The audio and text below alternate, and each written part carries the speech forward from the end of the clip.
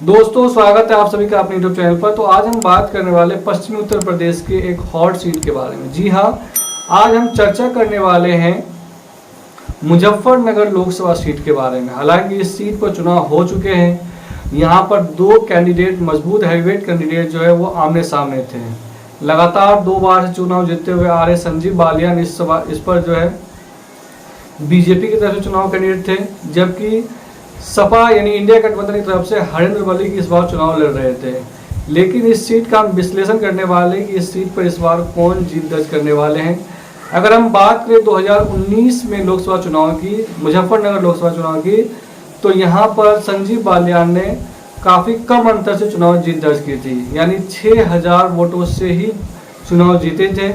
लेकिन इस बार जो है सपा की तरफ से हरेंद्र मलिक जो जाट समुदाय से आते हैं वो चुनाव लड़ रहे हैं, जबकि संजीव बालियान भी जाट समुदाय से ही आते हैं। तो वो लगातार 2 बार चुनाव जीतते हुए आ रहे हैं और केंद्र में मंत्री भी हैं, वो चुनाव लड़ रहे हैं इस बार।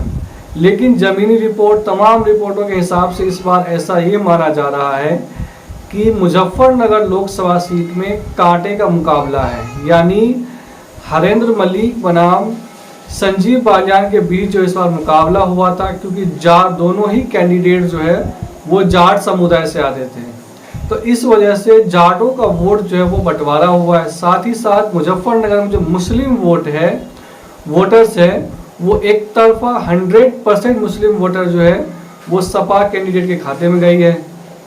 जबकि इस बार जो है मुजफ्फरनगर में क्षत्रिय समाज, जो जिसको राजपूत समाज कहा जाता है, समुदाय कहा जाता है, वो नाराज थे। खास करके संगीत सोम जो साधाना से पूर्व विधायक है, वो संजीव बालियान से काफ़ी खफा नजर आ रहे थे।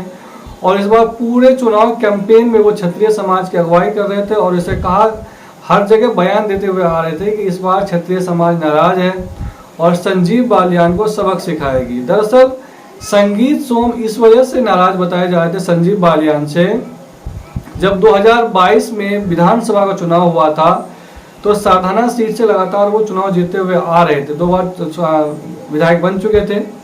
लेकिन 2022 में जब विधानसभा का चुनाव हुआ तो वहां पर संगीत सोम को समाजवादी पार्टी के कैंडिडेट अतुल प्रधान ने चुनाव हरा दिया, यानी वहां से अतुल प्रधान जो है समाजवादी पार्टी से वो चुनाव जीत गए, जबकि संगीत सोम वहां चुनाव हार गए। तो संगीत सोम को ऐसा लगता है कि उसके हार के पीछे संजीव बालियान का हाथ है, यानी उनके आदमी ने संगीत सोम के खिलाफ काम किया, उनके खिलाफ प्रचार किया, जिसके वजह से उनके जो वोटर्स हैं, जाट वोटर्स खास करके, उन्हें साथ नहीं दिया और अतुल प्रधान यहाँ चुनाव जीत गए। उसी का खुन्नस निकालने के लिए, बदला लेने के लिए संगीत सोम जो है इस बार मुजफ्फरनगर में, हालांकि सरधाना विधानसभा सीट जो है वो मुजफ्फरनगर लोकसभा सीट के अंदर ही आते हैं, तो इस वजह से ऐसा इस बार संगीत सोम जो है वो पूरे मुजफ्फरनगर में जो क्षत्रिय समाज है उसको एकजुट करने लगे और महापंचायतें करवाने लगे, जिसके वजह से ऐसा माना ये माहौल बना कि इस बार क्षत्रिय समुदाय जो है वो संजीव बालियान को वोट नहीं करेंगे। हालांकि कितना भी वो महापंचायत हो जाए, कुछ भी हो जाए, लेकिन जब वोट देने की बारी आती है, ये मेरा पर्सनल असेसमेंट है कि क्षत्रिय समाज बीजेपी को ही वोट करेंगे। जिस कस्बा, जिस जगह पे महापंचायत हुआ, उस पंचायत में भी सबसे 90-100% की अगर बात करें तो 100% में से 90% वोट जो है वो संजीव बालियान को ही पड़े, जबकि 10% वोट जो है वो समाजवादी पार्टी के खाते में गई। तो समाजवादी पार्टी को अगर 10% वोट भी क्षत्रिय समुदाय से मिल रहा है तो ये काफ़ी बड़ी बात है, क्योंकि पिछली बार संजीव बालियान जो चुनाव जीते थे उसका मार्जिन काफ़ी बड़ा नहीं था। और वहाँ की ज़मीनी रिपोर्ट जो आ रही है उस हिसाब से अगर बात करें तो यहाँ से संजीव बालियान पे हरेंद्र मलिक जो है वो 20 दिखाई दे रहे हैं। हालांकि हरेंद्र मलिक को जब टिकट दिया जा रहा था समाजवादी पार्टी की तरफ से, तो उन्होंने अखिलेश यादव से वादा किया था कि हम संजीव बालियान का इधर गुंडागर्दी चलने नहीं देंगे, जो बूथ कैप्चरिंग करते हैं वो होने नहीं देंगे, क्योंकि हरेंद्र मलिक के पास भी एक अपना कैडर है जो हर विधानसभा क्षेत्र में एक्टिव है। इस वजह से उन्हें लगा, और खास करके सपा ने भी उनको लगा कि जाट में सबसे बड़े नेता है, तो इन्हें टिकट दिया और इस बार उन्होंने काफ़ी मजबूती से चुनाव लड़ी, जिसकी वजह से इस बार हरेंद्र मलिक जो है वो संजीव बालियान के ऊपर 20 दिखाई दे रहे हैं। हालांकि चुनाव के बाद संजीव बालियान ने दावा किया कि वो चुनाव जीत जाएंगे और फिर यहाँ घंटा घर के पास हम आगे घंटा बजाएंगे, जैसा कि उनका रिवाज रहा है, जितने बार चुनाव जीतते हैं तो वो यहाँ पर बजाते हैं। लेकिन संजीव बालियान के करीबी लोगों का मानना ये है कि इस बार चुनाव काफ़ी टफ, मुकाबला बहुत टफ है, कोई भी जीत सकता है। हरेंद्र मलिक या फिर संजीव बालियान दोनों में से कोई भी जीत दर्ज कर सकता है। लेकिन संजीव बालियान के जो करीबी नेता है उनका मानना ये है कि जो आरएलडी के जाट वोटर्स जो थे वो बीजेपी की तरफ कन्वर्ट नहीं हुआ। यानी उनका सीधा सीधा आरोप है कि आरएलडी ने जाट वोटर्स जो है वो बीजेपी की तरफ कन्वर्ट नहीं करवा पाए। अगर संजीव बालियान चुनाव हारते हैं तो इसका सीधा सीधा ठिकरा जो है वो आरएलडी पर फोड़ने वाले हैं। और उनके करीबी लोगों के, उनके कार्यकर्ताओं का ये मानना है कि अगर चुनाव संजीव बालियान हार जाते हैं तो फिर हम उससे गठबंधन तोड़वा लेंगे, जैसा भी होगा उसको गठबंधन से बाहर कर दिया जाएगा, यानी आरएलडी को गठबंधन से बाहर कर दिया जाएगा। क्योंकि संजीव बालियान जो है चौधरी अजीत सिंह पे काफ़ी भद्दी भद्दी टिप्पणी करते थे। जब 2014 और 2019 में चुनाव हुए तो क्या क्या नहीं कहा गया संजीव बालियान के द्वारा चौधरी अजीत सिंह या उसके परिवार के ऊपर कैसे कैसे आरोप लगाए गए थे।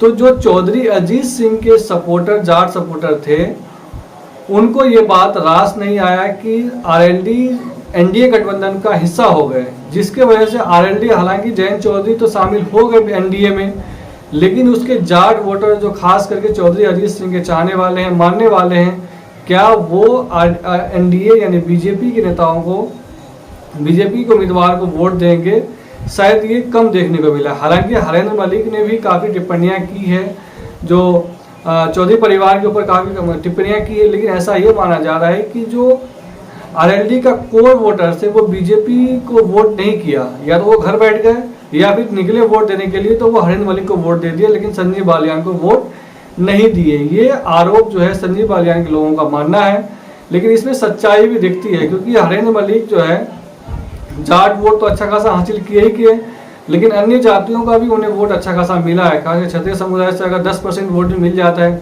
मुसलमान तो 100% वोट जो है वो इंडिया गठबंधन को ही दिया है, इंडिया गठबंधन को। तो इस हिसाब से देखा यहाँ पर ये जा रहा है कि जो है पूरा इस बार चांसेज है कि मुकाबला कांटे का होगा। जीत और हार का जो मार्जिन है वो 5 से 10 हज़ार रहने वाले इस बार मुजफ्फरनगर लोकसभा सीट पे। दूसरी बात ये है कि इस बार आरएलडी जो है, जहां पर आरएलडी का उम्मीदवार था 2 जगह, बागपत और बिजनौर में था, तो वहां पर जाट वोटरों ने अच्छा खासा जाकर मतदान किया, वहां पर वोट परसेंटेज अच्छा खासा रहा।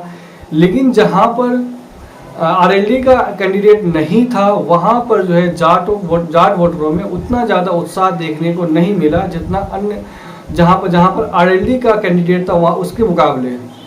आरएलडी का इस बार 2 ही सीट दिया था एनडीए गठबंधन के तहत, उस सीटों पर जो है चुनाव परसेंटेज अच्छा खासा था, जबकि जहां पर मुजफ्फरनगर में चुनाव लड़ रहे थे वहां पर जाट वोटरों में खासा उत्साह देखने को नहीं मिला। इसका रीज़न ये हो सकता है, या तो जाट वोटर जो आरएलडी के हैं वो घर से निकले ही नहीं वोट देने के लिए, जो बीजेपी का कोर वोटर्स है वो तो निकला जरूर, लेकिन जो आरएलडी के वोटर्स थे वो नहीं निकले। अगर निकले तो फिर उन्होंने समाजवादी पार्टी के कैंडिडेट हरेंद्र मलिक को वोट दिया, ना कि बीजेपी के कैंडिडेट संजीव बालियान को। तो इस बार आपको क्या लगता है, इस बार मुजफ्फरनगर से कौन जीत दर्ज करेगा, हरेंद्र मलिक या फिर संजीव बालियान? आप हमें कमेंट करके जरूर बता सकते हैं।